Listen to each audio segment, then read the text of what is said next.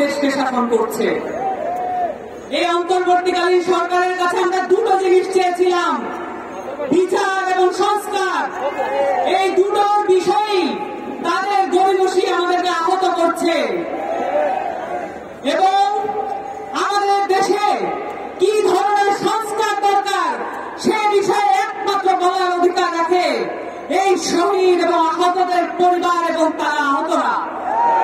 আমরা আজকে তাদেরকে সামনে নিয়ে বলতে চাই, আমরা এখানে বিচারের আগে সংস্কারের আগে কোন নির্বাচন হতে দেব না।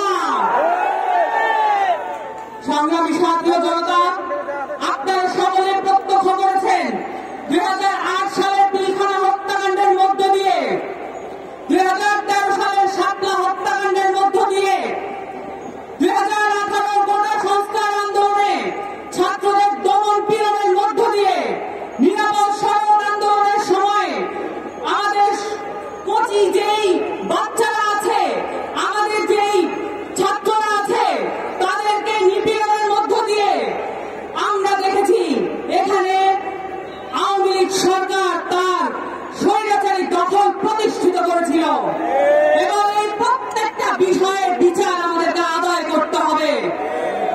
আমাদের কাছে এই শহীদের মায়েরা আকুতি জানিয়েছেন, এই আহতরা আমাদের কাছে প্রতিবাদ জানিয়েছেন যে এখানে আমরা সংস্কারের আগে আওয়ামী লীগের বিচারের আগে কোনোভাবেই যেন মাঠ ছেড়ে না দেই এবং আপনারাও আমাদের সাথে থাকবেন এবং এখানে যারা সংস্কারকে বিপ্লবী চেতনার বাইরে নিয়ে একটি ন্যূনতম সংস্কারের মধ্যে দিয়ে আমাদেরকে নিয়ে যেতে চায়, আমরা তাদেরকে বলছি, আমরা যেভাবে জুলাই আগস্টে মাঠ ছেড়ে যাইনি, আমরা মৌলিক সংস্কার আদায় না করেও মাঠ থেকে চলে যাব ইনশাআল্লাহ।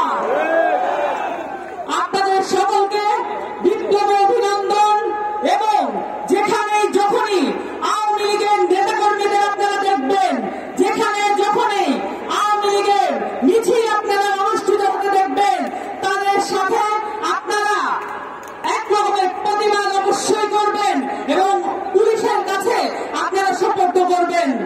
আপনাদের কাছে বিপ্লবী আহ্বান জানিয়ে রাখলাম, এদেশে আর কোনদিন আওয়ামী লীগ রাজনীতি করতে পারবে না। ইনকিলাব জিন্দাবাদ।